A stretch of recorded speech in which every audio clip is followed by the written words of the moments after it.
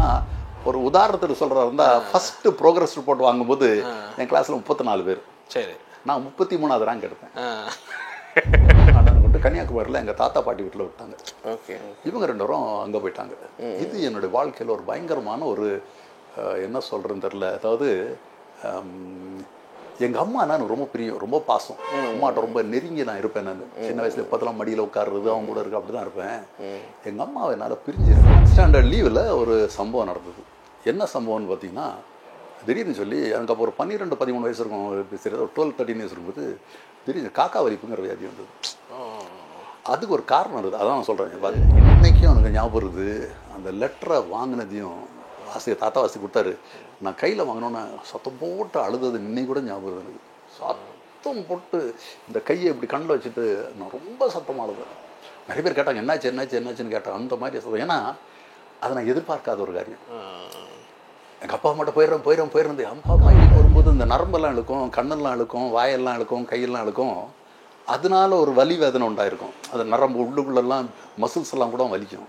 ஆனால் அந்நாட்களில் அந்த காக்கா வலி முடிச்சு நான் எந்திரிச்சிட்டேன்னா உடம்பு ரொம்ப வலிக்கும், ரொம்ப வலி. அப்புறம் உடம்புல பார்த்தா இந்த ஒரு மாதிரி திட்டா இது மாதிரி ரவுண்டு ஷேப்பாக ஒரு மாதிரி இருக்கும். என்னவோ இருக்காது, புரிய என்னன்னு புரியுது. அப்படி ஒரு மாதிரி ஷேப்பாக இருக்கும்.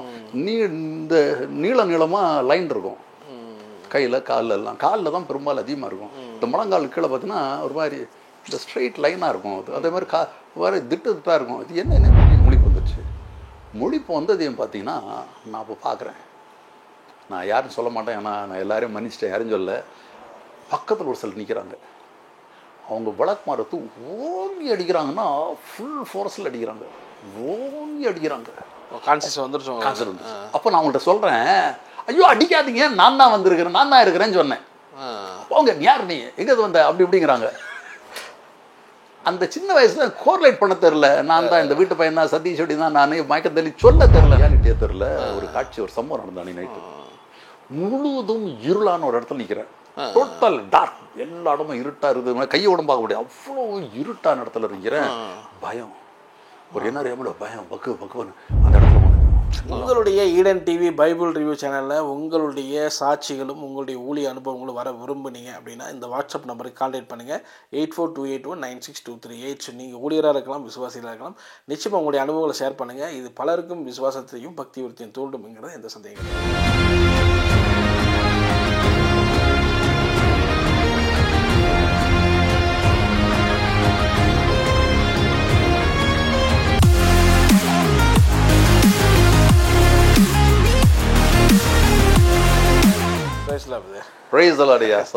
நல்லா இருக்கீங்களா?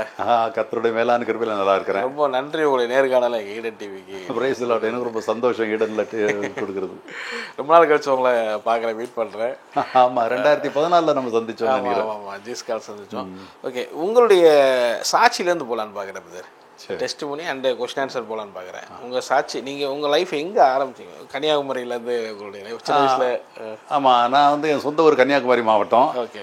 28வது நாளில் என்னை ஹைதராபாடு கொண்டு போயிட்டாங்க. சரி. ஸோ 28வது நாளில் இருந்து நான் ஹைதராபாடில் தான் வளர்ந்தேன். ஸோ நான் வளர்ந்தது ஃபுல்லாக ஹைதராபாடு அண்ட் டெல்லி அப்படி. ஸோ என்னோட செகண்ட் லாங்குவேஜ் வந்து ஹிந்தி தான் எனக்கு. ஸோ தமிழ் பெருசாக தெரியாது. அங்கே தான் வளர்ந்தோம். அங்கே வளரும்போது பார்த்தீங்கன்னா ஒரு அருமையான குடும்பம். எங்கள் அப்பா அம்மாலாம் நல்லா ஜெபிக்கிறவங்க. என்ன சின்ன வயசுல ஜபத்தில் தான் கொண்டு வந்தாங்க. சின்ன வயசில் ஆண்டோருடைய கதையெல்லாம் கேட்டு எடுத்து அப்படி கர்த்தருக்குள்ளே கொண்டு வந்தாங்க. அவங்க என்ன வேலை பார்த்துட்டு இருந்தாங்க? அது எங்கள் அப்பா வந்து பிர்லா கம்பெனின்னு சொல்லி ஒரு கம்பெனியில் ஒர்க் பண்ணிட்டு இருந்தார். பிர்லா சொல்லி நல்ல சம்பளம், நல்ல பொசிஷன் இருந்தார். உதாரணத்திற்கு எங்கள் அப்பாவுடைய திருமணம் வந்து பார்த்தீங்கன்னா, அப்பா அம்மாவுடைய திருமணம் 1961 வருஷம் 1961 நடந்தது. அப்போது எங்கள் அப்பா வந்து எங்கள் அம்மாவை கல்யாணம் பண்ணுறதுக்கு ஹைதராபாத்லேருந்து ட்ரிவாண்ட்ரம் விமானத்தில் வந்து எங்கள் அம்மா கல்யாணம் பண்ணி விமானத்தில் கூப்பிட்டு போனார் 1961 ஜனவரியில். ஸோ அந்த சமயத்தில் ஃப்ளைட்னா அது ஒரு பெரிய காரியம். இப்போவும் ஃப்ளைட்டும் பெரிய காரியம் தான். ஸோ அப்படிப்பட்ட குடும்பத்தில் வாழ்ந்தோம். ஃபைனான்ஸ் ரீதியாக நல்ல வசதியான குடும்பம். பொருளாதாரத்தில் ரொம்ப ஆசீர்வாதமாக நல்லா இருந்தது. நான் வீட்டில் எல்லா ஒரு குறைவும் கிடையாது. நல்ல ஆகாரம், நல்ல சாப்பாடு, வசதிகள், நல்ல அருமையான ட்ரெஸ். அந்த காலத்துல ஃப்ரிட்ஜ் கிட்ஜ் அந்த மாதிரி காரியங்கள்லாம் எங்கள் வீட்டில் நல்ல இதில். கூட பிறந்தவங்க எவ்வளோ? எனக்கு ஒரு அண்ணன் ஒருத்தர், நானும் அவர் மட்டும்தான். ஒரு வயசுக்கு பெரியவர். இதில் வந்து பார்த்தீங்கன்னா அந்த சமயத்தில் எனக்கு ஒரு 2 அனுபவம் இருந்தது எனக்கு. Okay okay okay. அது எனக்கு தெரியாது, அது எல்லாருக்கும் இருக்குமோ தெரியாது. என்னன்னு பார்த்தீங்கன்னா, ஒன்று வந்து இந்த இடத்துல ஒரு அகல் விளக்கு மாதிரி ஒரு விளக்கு இந்த இடத்துல எரிஞ்சிட்டு இருக்கும், இந்த செஸ்ட் பகுதியில். சின்ன வயசுல சொல்றீங்களா? சின்ன வயசுனா எனக்கு அறிவு தெரிஞ்ச அந்த ஒரு மேபி எனக்கு 1 வயசோ இருக்கும் இல்லையா, 1 வயசு. Okay okay. அப்போதுலேருந்து அந்த அனுபவம் எனக்கு இருக்குது. ஓ, விளக்கு எரிஞ்சிட்டு இருக்குன்னா புரியல. விளக்கு அதாவது ஒரு தீபம் மீன் அந்த விளக்கு அந்த ஃபயர்லாம் இருக்குது இல்லையா, அந்த மாதிரி இந்த இடத்துல ஒன்று எரியிறத நான் பார்த்துருக்குறேன். இது வந்து உணர்வு கிடையாது, பார்த்து நான் இப்படி குனிஞ்சு பார்த்தா தெரியும் அங்கே எரியும். ஓ, நீங்கள் சின்ன வயசில் அப்படி பார்க்கும்போது? சின்ன வயசில் பார்த்துருக்கேன் நான். இது நான் யார்கிட்டையும் சொன்னதில்லை, ஏன்னா எனக்கு தெரியாது அது எல்லாருக்கும் இருக்குது. நான் தான் நினச்சிக்கிட்டேன் இந்த இடத்துல ஒரு எரிஞ்சிட்டு இருக்கும் ஒரு தீபம் மாதிரி ஒரு விளக்கு, அந்த ஃபயரை பார்க்கலாம், அந்த லைட்டை பார்க்கலாம், அது அப்படியே எரிஞ்சுன்னு இருக்கும். அதே மாதிரி என் கூட ஒருத்தர் எப்போ பார்த்தாலும் என் கூட வர்ற மாதிரி ஒரு ஃபீலிங் இருக்கும். ஒரு நிழல் என்ன ஃபாலோ பண்ணிகிட்டே இருக்கும், ஒரு நிழல் எங்கே போனால் நிழல், அந்த நிழல் என் மேலே அடிக்கும். இதையும் நான் வந்து உணர்ந்திருக்கேன் சின்ன வயசுலேருந்து. ஆனால் அது வந்து ஒரு பெரிய பட்டத்தோ, ஏன்னா என்னோட அறிவு தெரிஞ்சதுலேருந்து அது இருக்குது. ஏன்னால் அது யார்கிட்ட நான் சொன்னது கிடையாது, அது வந்து யாருக்குமே தெரியாது. அது வெளியே அம்மா அப்பாட்ட கூட ஷேர் பண்ணது இல்லை, அப்பா அம்மாட்ட யார்ட்டுமே சொன்னது கிடையாது, அனுபவம்லாம் சொன்னதே கிடையாது. சரி சரி சரி சரி. அப்படி இருக்கும்போது என்னன்னா ஸ்கூல்ஸில் கொண்டு சேர்த்தாங்க. நம்ம ஒரு பெரிய விஷயம் என்னென்னு பார்த்தீங்கன்னா, படிப்புக்கும் நமக்கும் சம்மந்தமே கிடையாது. அதாவது என்னுடைய மற்ற கசின்ஸ் எல்லாம் இருக்கிறாங்க. அண்ணனை பார்த்தீங்கன்னா கிளாஸ் ஃபஸ்ட்டு அப்படி தான் வருவார். அப்போ நிறைய கசின்ஸ் எல்லாம் இருக்கிறாங்க, எல்லாம் பார்த்தீங்கன்னா கிளாஸ் ஃபஸ்ட்டு கிளாஸ் செகண்ட் அப்படி தான் இருப்பாங்க. நான் வந்து பார்த்தீங்கன்னா ஒரு உதாரணத்துக்கு சொல்கிறதா இருந்தால், ஃபஸ்ட்டு ப்ரோக்ரஸ் ரிப்போர்ட் வாங்கும்போது என் கிளாஸில் 34 பேர். சரி, நான் 33வது ரேங்க் எடுப்பேன். Okay okay okay. அப்படியாக படிப்பு அது என்ன ஆரம்பத்துலேருந்தே உங்களுக்கு படிப்புங்கிறது ஒரு பெரிய ஒரு இன்ட்ரெஸ்ட் இல்லை. அது ஏறாதா ஏறலையா தெரியும், எனக்கு தெரியல. அது மொத்தத்தில் படிப்புனா இப்படி தான், இப்படி தான் நாங்கள் போயிட்டு இருக்கும்போது வாழ்க்கையில் ஒரு பயங்கரமான ஒரு சம்பவம் நடந்தது. சரி, அதான் எங்கள் எதிர்காலத்தை திசை திருப்பினது. என்னன்னு பார்த்தீங்கன்னா, திடீர்னு எங்கள் அப்பாவுக்கு வேலை போயிடுச்சு. நான் அப்போது 3rd ஸ்டாண்டர்ட் படிக்கிறேன். நல்ல வசதியாக இருந்த மாதிரி சொன்ன மாதிரி எங்கள் அப்பா வந்து அந்த காலத்தில் வீட்டில் காரை தான் பிக்கப் பண்ணிட்டு போவோம். நான் சொல்கிறது 1964 65 வருஷத்துல. அப்போது கம்பெனி கார் வந்து எங்கள் அப்பாவை பிக்கப் பண்ணிட்டு அந்த நிலைமையில் இருந்தார். திடீர்னு வேலை போயிடுச்சு. அது காரணம் தான், குவைட்டுக்கு போகிறது மாதிரி எங்கள் அப்பா அம்மா எல்லாம் அப்ளை பண்ணி எடுத்து பண்ணியிருந்தாங்க. எல்லாம் ப்ராசஸ் எல்லாம் ஃபைனல் ஆகிடுச்சு. அங்கேருந்து நம்ம நாங்கள் லெட்டர் வந்து ஆஃபீஸ்க்கு அனுப்பிச்சிட்டாங்க. ஆஃபீஸுக்கு அந்த லெட்டர் பார்த்தோம்னா வரான்னு சொல்லி உடனே 3 days நோட்டீஸில் டெர்மினேட் பண்ணிட்டாங்க. என்ன ஆச்சுன்னு பார்த்தீங்கன்னா, உடனே பார்த்தீங்கன்னா ஒரு ஃபேமிலியில் ஒரு இந்த பொருளாதார ப்ராப்ளம் வந்தது. ஆனால் எங்கள் அப்பாட்ட நிறைய பணம் இருந்தனால விஜயவாடாங்கிற இடத்துல, ஆந்திராவில் விஜயவாடாவில் ஒரு சொந்த கம்பெனி போட்டாங்க. எங்கள் அப்பாவும் ஒரு சில ஃப்ரெண்ட்ஸும் சேர்ந்து போட்டாங்க. மெயின்டைன் ஆச்சு. ஆனால் அந்த கம்பெனி வந்து திவாலி ஆயிடுச்சு. அந்த கம்பெனி வந்து லாஸில் போயிடுச்சு. கம்பெனி வந்து க்ளோஸ் பண்ணிட்டாங்க. ஒரு ஏறக்குறைய 1.5 வருஷம் ஓடி இருக்குமா இருக்கும். கம்பெனி க்ளோஸ் ஆகிடுச்சு. அப்போது திடீர்னு சொல்லி எங்கள் வாழ்க்கையில் ஒரு மாற்றம். என்ன மாற்றம்னு பார்த்தீங்கன்னா, பணத்துக்கு கஷ்டப்படுறோம், சாப்பாடுக்கு கஷ்டப்படுறோம், ட்ரெஸ் போடுறது கஷ்டப்படுறோம். நான் கொஞ்சம் சொன்னேன், ட்ரெஸ் எல்லாம் நல்லா போடுறது. காரணம் எதுக்கு சொன்னேன்னா, என்ன ஏஜ் உங்களுக்கு அப்போ? நான் வந்து ஒரு 4th ஸ்டாண்டர்ட் 5th ஸ்டாண்டர்ட் அந்த மாதிரி படி. அப்போ உங்களுக்கு தெரியுது இந்த மாதிரி மாறிடுச்சு நம்ம லைஃப் கொஞ்சம் அப்படியே தெரிஞ்சிச்சா உங்களுக்கு? அதாவது நீங்கள் கேட்குற அளவுக்கு தெரில, ஆனால் ஏதோ குடும்பத்தில் சரியில்லை அப்படிங்கிறது. பழைய மாதிரி அந்த வசதி இல்லை, டேடியால் வாங்கி தர முடியல. அது வந்து ஒரு உணர்வு வருது. சாப்பாடு குவாலிட்டி எல்லாம் நல்லா ஹை குவாலிட்டி, மட்டன் கிட்டலாம் வைக்கிறதெல்லாம் இப்போ போய் இப்போ சாதாரணமாக சாப்பாடெல்லாம் வந்துடுச்சு. ஸோ அப்போ தெரியுது சம்திங் இஸ் ராங், புரியுது. அப்படி இருக்கும்போது தான் இன்னொரு சம்பவம், ஒரு டேர்னிங் பாயிண்ட் வந்தது. அது என்னுடைய வாழ்க்கையின் இன்னொரு திசை திருப்புதல். என்னன்னு பார்த்தீங்கன்னா, எங்கள் அப்பா வந்து பீகாரில் அங்கே ஒரு வேலையை எடுத்து போனார். பீகாரில் வந்து பார்த்தீங்கன்னா பயங்கரமான இந்த கிட்னாப்பிங் எல்லாம் நடக்குங்கிறது, அங்கே எல்லாம் கொள்ள ஜாஸ்தியாக இருக்கனால என்ன எங்கள் அண்ணனை கொண்டு கன்னியாகுமரியில் எங்கள் தாத்தா பாட்டி வீட்டில் விட்டாங்க. இவங்க 2 பேரும் அங்கே போயிட்டாங்க. இது என்னுடைய வாழ்க்கையில் ஒரு பயங்கரமான ஒரு என்ன சொல்கிறேன்னு தெரில. அதாவது எங்கள் அம்மா நான் ரொம்ப பிரியம், ரொம்ப பாசம். அம்மாட்ட ரொம்ப நெருங்கி நான் இருப்பேன். நான் சின்ன வயசுல எப்போதெல்லாம் மடியில் உட்காருறது, அவங்க கூட இருக்கு, அப்படி தான் இருப்பேன். எங்கள் அம்மாவை என்னால் பிரிஞ்சு இருக்க முடியலை. அது வந்து ஒரு இனம் புரியாத ஒரு வேதனை எனக்குள்ள உண்டாக்கிச்சு. அதை எப்படி சொல்கிறேன்னு தெரியல. அந்த சின்ன வயசில் ரொம்ப நான் வருத்தப்பட்டேன். அம்மா இல்லையா, அம்மா இல்லையா. ஆனால் நெசசிட்டி சொல்கிறாங்க, அம்மா நீ இருக்குமான்னு சொல்கிறாங்க, போகிறோம், தாத்தா பாட்டி பார்த்துக்குவாங்க. அப்படி இருக்கும்போது தான் அது எப்போ பார்த்தாலும் அம்மாவை பார்க்க முடியுமா, அம்மாட்ட போக முடியுமா, அம்மாட்ட போகணும்னு சொல்லி ஒரு ஏக்கம் எப்போ பார்த்தாலும் இருக்கும். அது ஒரு காரணம் என்னென்னு பார்த்தீங்கன்னா, படிப்பில் வந்து நான் ரொம்ப மோசமாக இருந்ததுனால என்னை வந்து படிப்பில் மோசம்னா எல்லாரும் கிண்டல் பண்ணுவாங்க, எல்லா பெரிய டீச்சர்ஸ் எல்லாம் ஒரு மாதிரி பண்ணுவாங்க. தெரியும் இல்லையா அவங்களுக்கு. வீட்டில் என்னை நேசித்த முழு இருந்தது நேசித்த எங்கள் அம்மாவும் அப்பாவும் தான். இப்போ அவங்கள பார்க்க முடியலங்கிறது எனக்கு வந்து ஏற்றுக்கொள்ள முடியும். இப்போ கூட ஸ்கூலில் பெரிய ஒன்றும் பாடம் படிக்கலை, அங்கேயும் கஷ்டம் தான், பேசுறதுலாம் பரியாசம் பண்ணுறாங்க. தாத்தா பாட்டி வீட்டில் தங்கி இருக்கும்போது ரொம்ப கடினப்பட்டு தான். அப்போ நானும் எங்கள் அண்ணனும் பார்த்தீங்கன்னா ரொம்ப சின்ன வயசுலேயே அப்படியே தாத்தா பாட்டிகிட்ட வளர்ந்து. நான் வந்து 5th ஸ்டாண்டர்ட் படிக்கும்போது அந்த லாஸ்ட் டேர்முக்கு வந்து பார்த்தீங்கன்னா தாத்தா பாட்டி வீட்டுக்கு வரணும். அப்போ நீங்கள் பேசுகிறதே ஃபோனு அந்த காலத்தில் அப்படிலாம்? ஃபோனு ஒன்று லெட்டர் தான். லெட்டர் தான். ஆமாம், லெட்டர் தான். அதுவும் பார்த்தீங்கன்னா எங்கள் தாத்தா உட்கார வச்சு எழுத வைப்பார். ஒவ்வொரு ஞாயிற்றுக்கிழமை சர்ச்சுக்கு போயிட்டு வந்தோம்னா தாத்தா எழுதுவார். ஸோ அப்போ அவர் சொல்லுவார், நாங்கள் எழுதுவோம். இப்போ அப்படி நம்மளால் எழுத முடியாது, எழுதவும் தெரியாது நமக்கு. தாத்தா இப்படி எழுத அப்படி எழுதவும் எழுதி விடுவோம். அவங்க லெட்டர் வந்துச்சுன்னா எங்கள் தாத்தா வாசித்து காமிப்பாங்க, அதை நாங்கள் வாசிப்போம். இவ்வளோ தான். அது மீன் ரொம்ப ரேர் தான். 2 வீக்ஸ்க்கு ஒருக்காத ஒரு லெட்டர் வரும்னு வச்சுக்கலாம். அதில் டியர் சன்ஸு, தாத்தா பாட்டி, பி குட் பாய்ஸ் அப்படி தான் வருமே தவிர வேல்யூ பண்ண விஷயம் இருக்காது. ஆனால் அது உங்களுக்கு ஒரு பெரிய ஒரு பாதிப்பை ஏற்படுத்து. ரொம்ப பெரிய பாதிப்பு ஆயிடுச்சு. என்ன பாதிப்புங்கிறத அடுத்து சொன்னால் உங்களுக்கு தெரிய வரும். எந்த அளவு பாதிப்பு உண்டாச்சுன்னா அடுத்து தெரிய வரும்.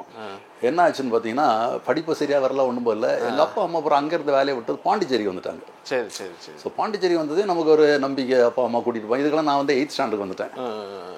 அந்த 7th ஸ்டாண்டர்ட் லீவில் ஒரு சம்பவம் நடந்தது. என்ன சம்பவம்னு பார்த்தீங்கன்னா, திடீர்னு சொல்லி எனக்கு அப்போ ஒரு 12-13 வயசு இருக்கும், சரி ஒரு 12-13 வயசு இருக்கும்போது திடீர்னு காக்கா வலிப்புங்கிற வியாதி வந்தது. அதுக்கு ஒரு காரணம் இருக்குது, அதான் நான் சொல்கிறேன் பாதிப்பு. எங்கள் அப்பா அம்மா பாண்டிச்சேரியிலேருந்து வந்துக்கும்போது, நீங்கள் இந்த வருஷம் படித்து முடிச்சோன்னா நான் அவளை கூட்டிகிட்டு வந்துடுறோம்னு சொல்லி எங்கள் அப்பா சொன்னாங்க. ஸோ இதுக்கெல்லாம் ஒரு 3 வருஷம் போயிருக்கோம், அப்பா விட்டு அம்மா விட்டு அந்த இதுலேருந்து தொடல.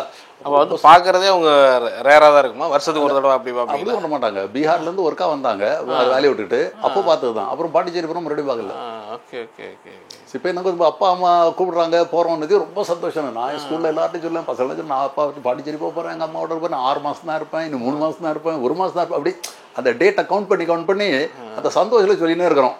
அப்போ பரீட்சை வருது முடிஞ்சா நான் போயிடுவேன். எல்லாரும் சொல்கிறேன், ஃப்ரெண்ட்ஸ் சொல்கிறேன், அவ்வளோதான் 2 வாரம் தான், அவ்வளோ ஒரே வாரம் தான், பரீட்சை முடிஞ்சா பாரு நான் போயிடுறேன் பாருன்னு எல்லாரும் சொல்லியிருக்கும்போது எங்கள் அப்பாட்ட இருந்து எங்கள் அப்பா வரல ஊருக்கு கூட்டிகிட்டு போகிறதுக்கு. இங்கே கொஞ்ச நாளைக்கு அப்புறம் ஒரு லெட்டர் வந்தது எங்கள் அப்பாட்ட இருந்து. அந்த லெட்டரில் எங்கள் அப்பா எழுதியிருந்தார், இங்கே ரொம்ப சூடாக இருக்குது, அதனால் நீங்கள் இங்கே வந்தீங்கன்னா கஷ்டப்படுவீங்க, ஆனால் இன்னொரு வருஷம் நீங்கள் அங்கேயே தாத்தா பாட்டி வீட்டில் இருந்து படிக்கும்படியாக நாங்கள் விரும்புகிறோன்னு சொல்லி எங்கள் அப்பாட்ட லெட்டர் வந்து. அதாவது இன்றைக்கும் எனக்கு ஞாபகம் இருக்குது. அந்த லெட்டரை வாங்கினதையும் தாத்தா வாசி கொடுத்தாரு. நான் கையில் வாங்கினோன்னே சத்தம் போட்டு அழுதது இன்னைக்கு கூட ஞாபகம் எனக்கு. சத்தம் போட்டு இந்த கையை இப்படி கண்ணில் வச்சுட்டு நான் ரொம்ப சத்தமாக அழுதேன். நிறைய பேர் கேட்டாங்க, என்னாச்சுன்னு கேட்டாங்க. அந்த மாதிரி சத்தம். ஏன்னா அதை நான் எதிர்பார்க்காத ஒரு காரியம். எங்கள் அப்பா அம்மாட்ட போயிடுறது அப்பா அம்மா இல்லைன்னதையும், அப்பா அம்மா ஊரில் கை விட்டாங்களோ, அப்பா அம்மா விட்டாங்களே. ஏன்னா நான் சொன்ன மாதிரி நான் படிப்புலலாம் போவார், பேசுறது கஷ்டப்படும். ஒரு வார்த்தை எக்ஸ்பிளைன் பண்ணுறதா இருந்தால் அது இழுத்து எல்லாம் செய்ப்பாங்க. ஸோ அப்போ என்ன நேசித்தது எங்கள் அப்பா அம்மா பார்த்தீங்கன்னா, மற்றவங்கள நேசித்தாங்க, நான் இல்லைன்னு சொல்ல வரல. பட் அந்த இது பார்க்க முடியல, நான் தாங்க முடியல. இதுதான் பார்த்தீங்கன்னா என்ன ஆயிடுச்சுன்னா, ஒரு 40 நாள்லேயே அது டைம்களில் காக்கா வலிப்புங்கிற வியாதி வந்துடுச்சு எனக்கு. அப்போ அந்த டைம் நல்லா தூங்கியிருக்க மாட்டீங்கன்னா, ரொம்ப அது ஒரு ஸ்ட்ரெஸ்ஸாகவே. தூங்குறதுனா என்னென்னா, அது நான் சொல்லணும் உங்கள்கிட்ட, பயங்கரமாக கண்ணீர் விடும். அதாவது தெரியாது, எப்படி ஜோம் பண்ணணும் தெரியாது, எப்படி மற்ற வெட் பண்ண தெரியாது. ஒரே ஒரு விஷயம் பார்த்தோன்னா, அது உள்ளத்தில் ஏக்கம் இருக்கும். அதனால் அழுவேன், தனியாக உட்காந்து அழுதுனுப்பேன், தனியாக ரூமில் அழுவேன். அப்படியே ஏற்கனவே டல் பையனாக இருந்தேன், பேச தெரியாது. இதில் பார்த்தாலும் ரூமில் அழுதுகிறது. எத்தனையோ முறை அந்த கண்ணீர்லேயே தூங்கிடுவோம். அப்படியே அழுதுட்டு அப்படி படுப்போம், அப்படியே கண்ணீராக போவோம், தலையான ஈராகும். அப்படியே நான் வந்து தூங்கிட்டு இருக்கிறேன். அடுத்த நாள் காலையில் எந்திரிச்சோன்னா ஐயோ, அப்புறம் அடுத்த நாள் ஸ்கூலுக்கு போயிடுறோம். நமக்கு அது தெரியாது. எத்தனையோ நாள் அதாவது அது அழுறோன்னா அந்த சத்தம் போட்டு அழுறோம் கிடையாது, அப்படியே உள்ள முடைஞ்சு மனசு உடஞ்சி அப்படியே கண்ணீர் விட்டுறது இல்லை, அந்த மாதிரி. இந்த வருத்தம் இது வந்து உங்கள் அம்மா அப்பாவுக்கு யார் புரியலையா? நீங்கள் 3 வருஷம் பிரிஞ்சிருக்கீங்க, அவங்களுக்கு சொல்லலையே எல்லாத்தையும். இப்போ நான் சொல்கிறது உங்கள்கிட்ட சொல்கிறேன். அந்த லெட்டர் மூலமாக தாத்தாலாம் சொல்லி அவங்க எதுவுமே சொல்ல முடியாது. அவங்கள்ட்ட தாத்தா பாட்டியும் தெரிய செய்யாது. எங்கள் அண்ணன் வேணால் தெரிஞ்சிருக்குமா இருக்கும், நானும் அவனும் தனி ரூமில் படுவோம், யாருக்கும் தெரியாது. இது வந்து ஆண்டவர் என்ன பண்ணுவோம். நீங்கள் அன்றைக்கி அழுகும் போது அந்த தாத்தா பார்த்துருப்பார்ல? இல்லை பார்க்கல. தாத்தா நல்ல பெரிய பணக்காரரு, நிறைய ரூம்ஸ் எல்லாம் இருக்கும், பெரிய வீடு. அவங்க அந்த மாதிரி நினச்சிட்டா நல்லா தனி ரூமில் நாங்கள் போய் தனி ரூமில் உட்காந்து, எங்களுக்குன்னு ஒரு ரூம் இருக்குது, எங்கள் அப்பா அம்மா எல்லாம் வந்தால் இருக்கிற ரூமு. நல்லா தான் இருக்கீங்கன்னு மாதிரி அவங்களுக்கு ஒரு வெளியே காட்ட மாட்டேன். நான் அவங்களுக்கு அழுவேன், நான் தெரியும் அப்படி இருக்குது. அந்த சிச்சுவேஷன் என்னடா? அப்போ தான் பார்த்தீங்கன்னா இந்த அப்பா வரமாட்டாருன்னு சொன்னதையும் இந்த காக்கா வலிப்பு வியாதி வந்தது. காக்கா வலிப்பு வியாதி வந்தது வந்து பார்த்தீங்கன்னா ஒரு பயங்கரமான ஒரு என்ன சொல்கிறது, எனக்கே பார்த்தீங்கன்னா ஒரு கான்ஃபிடென்ஸ் போகிறது மாதிரி ஆயிடுச்சு. நடக்க முடியாது, எங்கே ஏதாகும்ன்றது மாதம் வந்துகிட்டு இருந்தது. அதுக்கப்புறம் பார்த்தீங்கன்னா இர்ரெகுலராக வரும், எப்போ வரும்னு சொல்ல முடியாது. அப்படியே இப்போ கூட சரீரத்தில் ஒரு சில பகுதியில் வந்து பார்த்தீங்கன்னா காக்கா வலிப்பு நிமித்தமாக எனக்கு உண்டான காயங்கள் இருக்குது, இப்போ என் சரீரத்தில் இருக்குது. யுவர் நவ் அந்த தழும்புகள்னு சொல்கிறோம்ல, அது இப்போ இருக்குது. அடிபட்டு கீழே விழுந்து எடுத்து அப்படியே ரத்தமாக போய் அப்புறம் வந்து மக்கள் நல்லா ஹெல்ப் பண்ணி ரத்தத்தை தொடச்சி எடுத்து அந்த மாதிரிலாம். ஃபஸ்ட் டைம் உங்களுக்கு காக்கா வலிப்பு வருது, அது ஸ்கூலில் வந்துச்சா இல்லை? அது வீட்டில் இருக்கும்போது நானும் எனக்கு தங்கச்சி ஒருத்தி இருக்கிற தங்கச்சி, நான் கசின் பிரதர், பெரியப்பாவுடைய மகா. இப்போ நானும் அவ்வளோ விளையாடிக்கிட்டு இருந்தோம் நாங்கள். அப்போது இப்போ கூட நல்ல ஞாபகம், அந்த டேபிளில் என்ன விளையாடிக்கிட்டு இருந்தோம், என்ன அறியாமல் அந்த கை வந்து அந்த கிரிப்பு விடுது. அப்போ நான் வந்து மறுபடியும் கேபிளை பிடிக்க பார்க்குறேன், அது கிரிப் விட்டுருச்சு. எவ்வளோ தான் தெரியும் எனக்கு. அந்த காக்கா வலி வந்துருச்சுன்னா அந்த நரம்பெல்லாம் வாயில் கான்சியஸ்னஸ் போய்டும், நமக்கு தெரியாது, மற்றவங்க தான் சொல்லுவாங்க. அப்போது ஒரு காரியம் நடந்தது. அதாவது இதெல்லாம் பார்த்தீங்கன்னா அந்த ஒரு சின்ன வயசில் எந்த அளவுக்கு உடைக்கப்பட்டோங்கிறதுக்காக நான் இதை சொல்கிறேன். ஒரு நிறைய பேர் இது பார்க்குறவங்களும் பார்த்தோன்னா இந்த சமயத்தில் உடைக்கப்பட்டுருவாங்க இருப்பாங்க சொல்கிறேன். அந்த காக்கா வலி போகும்போது இந்த நரம்பெல்லாம் இழுக்கும், கண்ணெல்லாம் இழுக்கும், வாயெல்லாம் இழுக்கும், கையெல்லாம் இழுக்கும். அதனால ஒரு வலி வேதனை உண்டாயிருக்கும். அது நரம்பு உள்ளுக்குள்ளெல்லாம் மசில்ஸ் எல்லாம் கூட வலிக்கும். ஆனால் அந்நாட்களில் அந்த காக்கா வலி முடித்து நான் எந்திரிச்சிட்டேன்னா உடம்பு ரொம்ப வலிக்கும், ரொம்ப வலி. அப்புறம் உடம்புல பார்த்தா இந்த ஒரு மாதிரி திட்டாக இது மாதிரி ரவுண்ட் ஷேப்பாக ஒரு மாதிரி இருக்கும். என்னவோ இருக்காது, புரிய என்னன்னு புரியுது, அப்படி ஒரு மாதிரி ஷேப்பாக இருக்கும். இந்த நீளமாக லைன் இருக்கும் கையில் காலில் எல்லாம். காலில் தான் பெரும்பாலும் அதிகமாக இருக்கும். இந்த முழங்கால் கீழே பார்த்தீங்கன்னா ஒரு மாதிரி இந்த ஸ்ட்ரெயிட் லைனாக இருக்கும். அது அதே மாதிரி மாதிரி திட்டாக இருக்கும். இது என்னன்னே புரியல எனக்கு. அப்போ ஒரு முறை எங்கள் அண்ணன் சொன்னான், காக்கா வலி வந்ததையும் எங்கள் தாத்தாவுடைய செருப்பு எடுத்து அடித்தாங்களாம், விளக்குமாறு எடுத்து அடித்தாங்களாம். வந்த அந்த பொதுவாக இரும்பை கொடுப்பாங்கன்னு கேள்விப்பட்டிருக்கேன். இல்லை விளக்குமாறு வச்சு செருப்பு, அந்த செருப்பு வச்சு அடித்தது தான் அந்த திட்டாக இருந்தது. அந்த விளக்குமாறு வச்சு அடித்தது தான் அந்த லைன். இது வந்து எங்கள் அண்ணன் சொன்னது எனக்கு ரொம்ப கஷ்டமாக இருந்தது. ஆனால் நமக்கு தெரியாது. ஒரு நாள் நான் அப்போ அந்த 8th படிக்கிறேன். அந்த சமயத்தில் அந்த காக்கா வலி வந்து படுத்துருக்குறேன். அதாவது காக்கா வலி வந்துன்னா மயக்கத்தில் ஒரு அரை மணி நேரம் 1 மணி நேரம் ஆகும். படுத்து கிடக்குறேன். திடீர்னு முழிப்பு வந்துடுச்சு எனக்கு. முழிப்பு வந்துடுச்சு. முழிப்பு வந்ததையும் பார்த்தீங்கன்னா நான் அப்போ பார்க்குறேன். நான் யாரும் சொல்ல மாட்டேன், ஏன்னா நான் எல்லாரையும் மன்னிச்சிட்டேன், யாரும் சொல்ல. பக்கத்தில் ஒரு சிலர் நிற்கிறாங்க. அவங்க விளக்கு மாறத்து ஓங்கி அடிக்கிறாங்கன்னா ஃபுல் ஃபோர்ஸில் அடிக்கிறாங்க, ஓங்கி அடிக்கிறாங்க. கான்சியஸ் வந்துருச்சு. அப்போ நான் அவங்கள்ட்ட சொல்கிறேன், ஐயோ அடிக்காதீங்க, நான் தான் வந்திருக்கிறேன், நான் தான் இருக்கிறேன்னு சொன்னேன். போங்க, யார் நீ, எங்கே வந்த, அப்படி இப்படிங்கிறாங்க. அந்த சின்ன வயசுல கோர்லேட் பண்ண தெரில. நான் தான் இந்த வீட்டு பையன் தான், சதீஷ் அப்படி தான், நான் மயக்கத்தள்ளி சொல்ல தெரில எனக்கு. நான் தான் வந்துருக்கேன் அவரு கோவப்பட்டு, நான் தான் எப்படி இந்த வீட்டுக்குள்ள இருந்து, நீ யார் இந்த வீட்டுக்குள்ள, போவலின்னு சொல்லி அடிக்கிறது ஃபுல் ஃபோர்ஸில் விளக்குமாறு ஓங்கி அடிக்கிறாங்க. நான் கத்துறேன், ஐயோ அடிக்காதீங்க, என்ன அடிக்காதீங்க, நான் அடி ஒன்னே யாருக்கு வர சொன்னது. இப்போ கூட ஞாபகம் வருது. அந்த சமயத்தில் எனக்கு சீன் கண்ணுக்கு முன்னால் ஒரு காட்சி தெரிஞ்சுது. நாங்கள் ஸ்கூலில் போயிட்டு வரும்போது அங்கே ஒரு டெய்லர் கடை இருக்கும். அந்த டெய்லர் கடை வருது. அப்போ அவங்க கேட்குறாங்க, நீ யார், எங்கேருந்து வந்து சொன்னால் நான் அந்த டெய்லர் கடையை போய் சொல்கிறேன். டெய்லர் கடை சொன்னால் அவங்களுக்கு அதை புரியல, அவங்க கூட இன்னும் வாங்கி அடிக்கிறாங்க. நான் அடிக்காதுங்க, ஊன்னு கத்துறேன். நல்ல வேலை மறுபடியும் மயக்கம் வந்துருச்சு. நீங்கள் காக்கா வலி போது அவங்க பிசாசு பிடிச்ச ஆள் நினச்சிட்டாங்க. நினச்சி அதை விளக்கு மறைச்சி அடித்து போயிடுவான்னு சொல்லி அந்த மாதிரி அவங்க பண்ணியிருக்கிறாங்க. அதனால் வேதனை இது வந்து பார்த்தீங்கன்னா, அதாவது சைக்கலாஜிக்கலி எனக்கு ரொம்ப இம்பேக்ட் பண்ணிச்சு எனக்கு. அப்படி இருக்கும்போது தான் ஒரு நாள் ஒரே நாளில் 3 முறை காக்கா வலி வந்துருச்சு. ஒரே நாளில் 3 முறை காக்கா வலி வந்துருச்சு. அதை எங்கள் அப்பா அம்மாவுக்கு தெரிவிச்சோன்னே தான் உடனே டக்குன்னு எங்கள் அப்பா வந்துட்டு உடனே பிக்கப் பண்ணுறது. நான் மறக்கலை. அதாவது எல்லாம் பார்த்தீங்கன்னா சின்ன பிள்ளைங்க பார்ப்பாங்களா இருக்கும், அவங்களுக்கு சொல்கிறேன் நான். அந்த எமோஷன்ஸு அது என்னால் பெரிய வீடு, இங்கேருந்து நீளமாக இருக்கும் வீடு. அங்கே நான் வந்து பிரேக்ஃபாஸ்ட் பண்ண போகிறேன். எங்கள் அப்பா நிற்கிறார் ஃப்ரண்ட் டோரில், வராரு உள்ள. இப்போ கூட அவனுக்கு நினைக்கி பார்த்து அழுகையாக இருக்குது எனக்கு. பிளேட்டை தூக்கி போட்டு ஓடி போய் எங்கள் அப்பா, அதாவது நான் தாங்கவில்லை, எங்கள் அப்பா கட்டி பிடிச்சி அப்படியே ஒரே இதாக இருந்தது. காரணம் எங்கள் அப்பா வந்துட்டார். எங்கள் அப்பா வந்துடு, அவள் இனி நமக்கு ஒன்றும் கிடையாது. எங்கள் அப்பா சொன்னார், அம்மா வந்திருக்கிறேன், கூட்டிகிட்டு போகிறேன், நீ கூட வந்துருங்க போகலாம் சொல்லி. நான் 2 நாளைக்கு அப்புறம் போனோம், 2-3 நாளைக்கு அப்புறம் போனோம், பாண்டிச்சேரி போனோம். எங்கள் அம்மாவை பார்த்தேன். எந்த உள்ளத்தை நான் ரொம்ப நேசித்தனோ, எந்த அளவுக்கு இது பண்ண பார்த்தேன். எங்கள் அம்மாட்ட உட்காந்து இது பண்ணி எடுத்து அப்படி பல எமோஷன்ஸு. ஆனால் சரியாச்சு. அங்கே இருக்கும்போது எனக்கு காக்கா வலி போகிறோம், அம்மாட்ட இருக்கும்போது காக்கா வலி போகிறோம். ஆனால் ஒரு பயங்கரமான மாற்றத்தை நான் பார்த்தேன். அதாவது என்ன பண்ணோன்னா, காக்கா வலி போகிறோம் கொஞ்சம் சிம்டம்ஸ் வரும். சிம்டம்ஸ் வந்து எங்கள் அம்மா கட்டில் படுக்க வச்சுருவாங்க. அங்கே வந்து செருப்பம் விளக்கு மாதிரிலாம் அடி விடுவாங்க. காக்கா வலி பண்ணி சொன்னாலே வந்தாலும் அடி விடுவோம். இங்கே படுத்திருப்பேன், எங்கள் அம்மா பக்கத்தில் முழங்கால் போட்டு பைபிளை திறந்து, ஒரே அந்த ரோகியை குணமாக்குன்னு கூட என் பையனை குணமாக்குன்னு சொல்லி கண்ணீர் விடுவாங்க.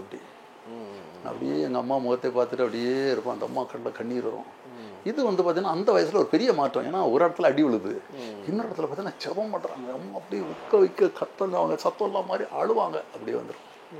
அப்புறம் கொஞ்ச நேரத்துக்கு அப்புறம் தெரியும் போது எங்கள் அம்மா போய் மற்ற காரியங்கள் பண்ணிட்டு இருப்பாங்க. இப்படியாக எங்கள் அம்மா ஜெபிக்க ஆரம்பித்தாங்க. இப்போ நான் 8th ஸ்டாண்டர்ட் வந்துட்டேன், பாண்டிச்சேரியில் இருக்கிறேன். ஒரு சம்பவத்தை சொல்கிறேன். அந்த 8ஆம் கிளாஸ் படிக்கும்போது படிப்பு வராது. சரி. ஒரு உதாரணம் சொல்கிறேன். அந்த காலாண்டு தேர்வு, 8ஆம் கிளாஸ் காலாண்டு தேர்வில் கணக்கில் 100க்கு அரை மார்க் வாங்கினேன். 100க்கு அரை மார்க். அதாவது அரை மார்க்குன்னா 50% நினைச்சிடக்கூடாது. அரை, 1 மார்க்கும் கிடையாது, 0 கிடையாது, நடுவில் அரை மார்க்கு. 100க்கு அரை மார்க்கு. உங்களுக்கு படிப்புங்கிறது சுத்தமாகவே பாருங்க, இந்த நம்பரை சொல்கிறேன் கேளுங்க. அரை மார்க்னா பாருங்க, 100க்கு அரை மார்க்னா பாருங்க. இப்போ இது 8ஆம் கிளாஸ் காலாண்டு, இன்னும் 1.5 வருஷத்தில் வந்து பார்த்தீங்கன்னா பப்ளிக் எக்ஸாம் எழுதணும். ஆமாம். என்ன சேர்ன்னு தெரியல, அப்படி படிப்பு அப்படி போயிட்டு இருக்குது. ஸ்கூலில் எல்லாரும் பரிகசிக்கிறாங்க, டீச்சர்ஸ் அடிக்கிறாங்க, அதில் முட்டுப்படுங்கிறாங்க, இப்போ ஹெட் மாஸ்டர் ரூம் போகிறாங்க, எல்லாம் சாதாரணம் நமக்கு. சரி. எல்லாம் கேவலமாக பார்க்குறது. ரிசல்ட் அந்த ப்ரோக்ரஸ் ரிப்போர்ட் கொடுக்குற அன்றைக்கி பார்த்தீங்கன்னா வீட்டில் கண்ணீராக இருக்கும், இங்கே கண்ணீராக அடியாக இருக்கும். அதெல்லாம் பெரிய கதை, அதெல்லாம் நிறைய போயிருக்கு. வீட்டில் பசங்க ஸ்கூலில் எல்லாம் பசங்கள்லாம் பார்ப்பாங்க, சிரிப்பாங்க, அப்படிலாம் இருக்கும். அப்படி இருக்கும்போது தான் கர்த்தருடைய கிருபையில் எங்கள் அம்மாவுடைய ஜெபம்லாம் பார்த்தீங்கன்னா சொன்ன மாதிரி தாக்கத்தை 10th ஸ்டாண்டர்டுக்கு நான் வரும்போது ஏதோ ஒரு மாறுதல், அது எப்படின்னு தெரில, சடனாக படிப்பு வந்து ரொம்ப ஜாஸ்தியாக வர ஆரம்பிச்சிது. படிப்பு 10th வந்ததையும் நல்ல ஒரு இம்ப்ரூவ்மெண்ட். எப்படின்னு தெரில, உதாரணத்துக்கு ஃபஸ்ட்டு கிளாஸ் டெஸ்ட்டில் கணக்குக்கு 100க்கு 100. அது ஒரு 100 மார்க் பார்த்ததே கிடையாது. நான் சொல்கிறேன் 33வது ரேங்க்கு, 100க்கு அரை. 8th படிக்கும்போது நீங்கள் காலாண்டு இது. இப்போது 100க்கு 100 ஃபஸ்ட் கிளாஸ் டெஸ்ட்டில், செகண்ட் கிளாஸ் டெஸ்ட்டில் 100க்கு 100. அப்படி அது தேவனுடைய ஒரு கிருபை. சண்டானா உங்களுக்கே தெரியுதா எவ்வளோ நம்ம நல்ல கணக்கு வருது அப்படிங்கிறது? எனக்கு பிடிச்ச பாடம் வந்து கணக்காக போயிடுச்சு. இன்ட்ரெஸ்ட் ஆனது கணக்கு தானே, அப்படி போயிடுச்சு எனக்கு. அதுக்கு முன்னால் கணக்குனா அப்படி சொல்கிறேன் 100க்கு அரை மார்க் வாங்கினாலும் இப்போ திடீர்னு கணக்கு பிடிக்க ஆரம்பிச்சது. இது வந்து எங்கள் அம்மா எனக்காக, என் ஃபிட்ஸுக்காக, இதுக்காக நான் ஜோம் பண்ணது தேவன் அப்படி ஒரு கிருபையை கொடுத்தாருன்னு தான் நான் சொல்லுவேன். நான் என்னுடைய வாழ்க்கையில் பிரைட் பண்ண ஆரம்பித்தார். ரொம்ப டல்லாக இருந்த ஆள், ஓகே பேச மாட்டேன், இது பண்ண சோம்பிட்டு இருந்தாலும் பிரைட் ஆகி ஸ்போர்ட்ஸில் இன்க்ரீஸ் ஆகி அப்புறம் படிப்புலாம் பார்த்தீங்கன்னா வர ஆரம்பித்தேன். அந்த 10th பப்ளிக்கில் வந்து பார்த்தீங்கன்னா 87 மார்க் எடுத்தேன் 100க்கு. அதாவது மற்றவங்களுக்கு 87 மார்க் கம்மியாக இருக்கலாம், ஆனால் 8ஆம் கிளாஸ் காலாண்டுக்கு வந்து பார்த்தீங்கன்னா 100க்கு அரை வாங்கிட்டு இப்போ வந்து பார்த்தீங்கன்னா 87 வாங்கணும். இது வந்து ஒரு பெரிய ஒரு அச்சீவ்மெண்ட் தான் நமக்கு. இப்படி தான் நம்ம இருந்தோம். அப்புறம் நான் வந்து பண்ணோம், +2 முடித்தேன். அப்புறம் அதில் நல்லா மார்க் எடுத்தீங்களா? 10th நல்லா ஸ்கோர் பண்ணீங்களா? 10th வந்து பார்த்தீங்கன்னா ஒரு 65%, 70% மேலே எடுத்தேன், 70% எடுத்தேன். அது ஒரு பெரிய விஷயம் இல்லை, நீ இதுலேருந்து அப்படியே ஷிஃப்ட் ஆகி வர்றது. அதான் 8ஆம் கிளாஸில் வந்து காலுக்கு வாங்கிட்டு 71% எடுத்தேன்னா அது வந்து பெரிய அச்சீவ்மெண்ட். அதே மாதிரி +2லையும் 60-70% அதோ எடுத்தேன். +2 அப்படி இது பண்ணி. ஸோ இதுக்கு நடுவில் உங்களுடைய கடவுள் பக்தியில் எப்படி இருந்துச்சு சின்ன வயசில்? அந்த அம்மா ப்ரேயர் பண்ணாங்க, உங்களுக்கு எப்படி இருந்தது ஆண்டவருடைய இதெல்லாம் வந்து? அதாவது எங்கள் அம்மா வந்து சின்ன வயசில் பரலோகத்தை குறித்து எல்லாம் சொல்லி கொடுத்துருக்குறாங்க, நரவம் சொல்லி கொடுத்துருக்குறாங்க, தாவீதை பற்றி இந்த மாதிரி கதைகள்லாம் சொல்லி, அந்த கதை வந்து நம்ம கேட்டு நமக்கு அது நல்ல ஒரு பிரியமாக இருந்தே தவிர நானாக பைபிள் வாசித்தேன், நானாக ஜெபம் பண்ணேன்னு சொல்ல மாட்டேன். ஆனால் ஒரு நல்ல பையனாக இருக்கணும், நல்லா இருந்தேன். உங்களுக்கு ஹோப் இருந்துச்சா? கடவுள் ஒருத்தர் இருக்காரு, ஆண்டவர் அப்படிங்கிற ஹோப் இருந்ததா? நல்ல அந்த சின்ன வயசுல சொல்ல அந்த வழக்கலாம். அதனால ஆண்டவர் நல்ல நம்பிக்கை வந்து பரலோகம் இருக்குது, தேவன் இருக்கா, தேவனும் பார்க்குறாரு, அந்த நம்பிக்கை எனக்கு நல்லா இருந்தது. அதே மாதிரி எங்கள் அம்மா சொல்லுவாங்க, ஆண்டவரை இயேசு திரும்ப வருவார், அப்போ நம்ம எல்லாம் போகணும் அப்படிலாம் சொல்லுவாங்க. அப்போது எப்படி போவோம்னு நான் கேட்டேன் நான் எங்கள் அம்மாட்ட. சரி. அப்போது ஆண்டவர் சொன்ன ஒரு பெரிய ஒரு ஏணி இறங்கும் பரலோகத்துலேருந்து, அதில் நம்ம எல்லாரும் ஏறி போகணும் அப்படின்வாங்க. நல்லா ஞாபகம் வருது, சின்ன பையனாக இருக்கும்போதே அப்படியே பரலோகத்தை பார்த்துட்டே இருப்பேன், ஏணி வருதா பார்த்துட்டு இருப்பேன். அது எதுக்கு சொல்கிறேன், ஒரு அறியாமல் பண்ணிடலாம், ஆனால் அந்த அளவுக்கு ஒரு விசுவாசமாக இருந்தீங்க. ஸோ அந்த நம்பிக்கை இருந்து. இப்போ வந்து காக்கா வலிப்பு வந்ததையும் என்ன ஆச்சுன்னு பார்த்தீங்கன்னா, நான் ஜோம் பண்ண வேண்டிய சூழ்நிலை வந்துச்சு எனக்கு. ஓகே. ஏன்னா வேற இதுக்கு வரைக்கும் இந்த +2 வரைக்குமே உங்கள் காக்கா வலிப்பு அப்போ வந்துட்டு போயிட்டு இருக்கு? காக்கா வலி பல ஆண்டு காலம் வந்துட்டே தான் இருக்கு. ரொம்ப தொடர் 8ஆம் கிளாஸ் ஸ்டார்ட் ஆனது நான் சொல்கிறேன். அது பல ஆண்டு காலத்துக்கு வந்து பார்த்தீங்கன்னா தொடர்ந்து வந்துட்டு. எப்படி அப்பப்போ வருமா நீங்கள் எப்படி இது? அதாவது ஆரம்பத்தில் மாதத்துக்கு ஒருக்கா வந்துட்டு இருந்தது. அப்புறம் டைமே கிடையாது, டேட்டே கிடையாது, எப்போ வேணாலும் எவ்வளோ வந்துட்டு இருந்தது, அப்படி இருந்தது. அதுக்கப்புறம் வந்து பார்த்தீங்கன்னா எப்போ அது 19 கொஞ்சம் டேட்லாம் கொஞ்சம் ஞாபகம் இல்லை. வெள்ளூர் CMC ஹாஸ்பிட்டலில் வச்சு என்ன ட்ரீட்மெண்ட் பார்த்தாங்க. அது முன்னால் வட இந்தியாவில் பார்த்தாங்க, பாண்டிச்சேரி ஜிப்மரில் பார்த்தாங்க, நாகர்கோயிலில் பார்த்தாங்க, இங்கெல்லாம் பார்த்தாங்க. எல்லாரும் டாக்டர்ஸ் ஒரு காரியத்தை சொல்கிறாங்க. என்ன சொன்னாங்கன்னா, இது வந்து அதாவது அவங்க என்ன சொல்கிறாங்க, கதையெல்லாம் சொன்னோம், அந்த மென்டலி டிஸ்டர்ப் ஆனாலும் அது வந்துருக்கு, பிரெயின் அட்டாக் ஆகுது, இவனை குணமாக்க முடியாதுன்றாங்க. அதாவது ஒரு இன்ஜுரி இருந்ததுன்னா நம்ம அதை பார்க்கலாம், இது பண்ணலாம். பட் இது வந்து பார்த்தீங்கன்னா ஒரு சடன் சைக்கோ ஃபீலிங் வந்ததுனால இதை ஹீல் பண்ண முடியும், இப்படி தான் பண்ண முடியும் எல்லாரும் சொல்லிட்டாங்க. அப்படி இருக்கும்போது தான் வெள்ளூர் CMC ஹாஸ்பிட்டலில் போயிருக்கும்போது CMC ஹாஸ்பிட்டலில் அவங்க செக் பண்ணி பார்த்துட்டு சொன்னாங்க, இந்த மாதிரி ப்ராப்ளம் இருக்குது, 2 விஷயத்தில் நார்மலாக இருக்கலாம், அந்த 2 விஷயத்தில் அது ஒன்று தவறுனாலும் காக்கா வலி போகிறோம்னாங்க. ஒன்று வந்து பார்த்தீங்கன்னா அவங்க புதுசாக ஒரு மருந்து கொடுப்பாங்க, அது ஒரு நாளைக்கு 3 மருந்து சாப்பிடணும். அதில் ஒன்று தவறிச்சுனா கூட அட்டாக் வந்துடும். அதனால் மருந்து சாப்பிடணும். சரி. நம்மகிட்ட 8 மணி நேரம் கண்டினியூஸாக ஸ்லீப்.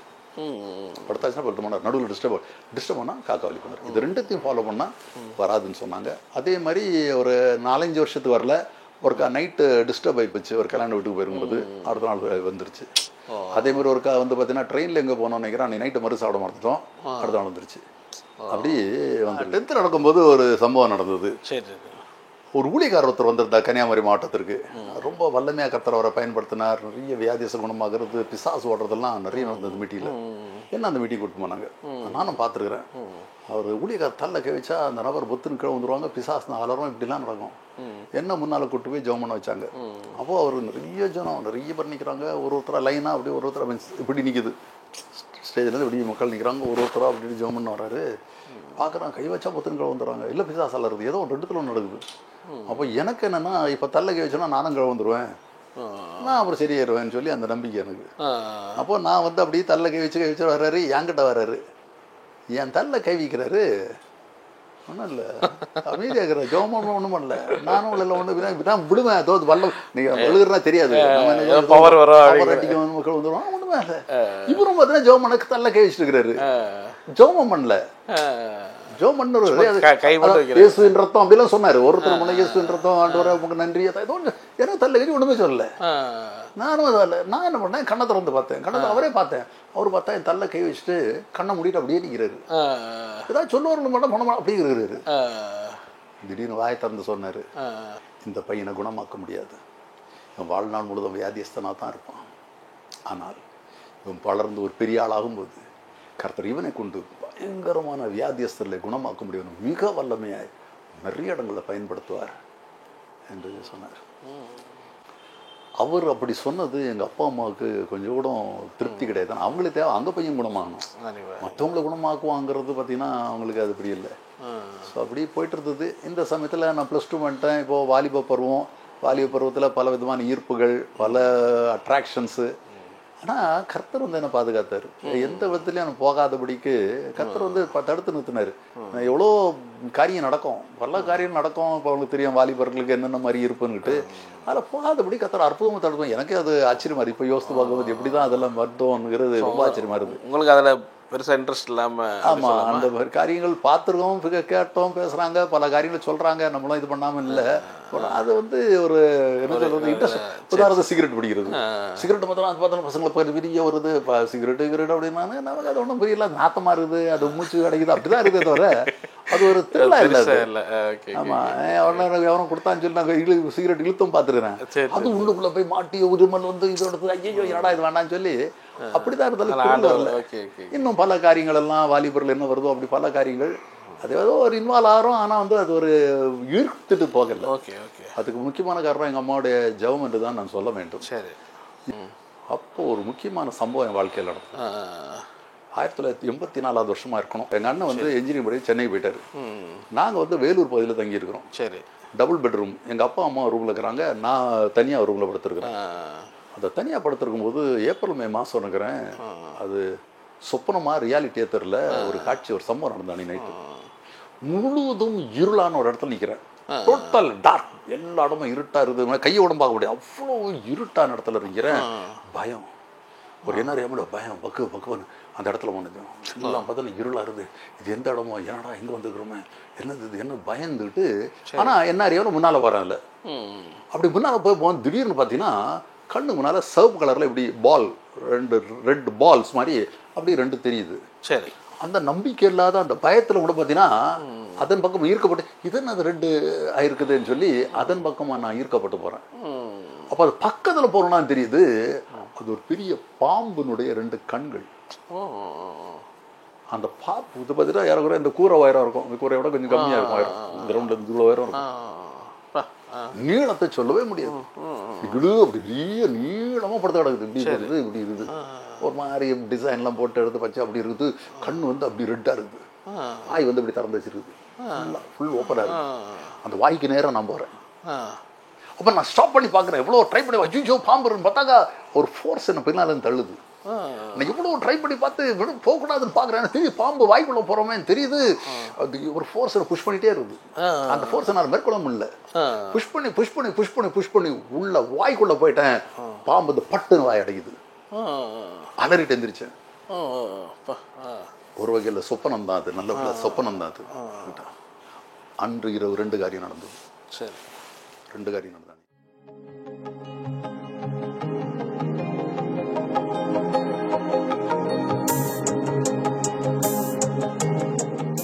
உங்களுடைய ஈடன் டிவி பைபிள் ரிவ்யூ சேனலில் உங்களுடைய சாட்சிகளும் உங்களுடைய ஊழிய அனுபவங்களும் வர விரும்புனீங்க அப்படின்னா இந்த வாட்ஸ்அப் நம்பருக்கு கான்டாக்ட் பண்ணுங்கள். 8428196238. நீங்கள் ஊழியராக இருக்கலாம், விசுவாசிகளாக இருக்கலாம். நிச்சயமாக உங்களுடைய அனுபவங்களை ஷேர் பண்ணுங்கள். இது பலருக்கும் விசுவாசத்தையும் பக்தி விருத்தியும் தூண்டும்ங்கிறது எந்த சந்தேகம் இல்லை.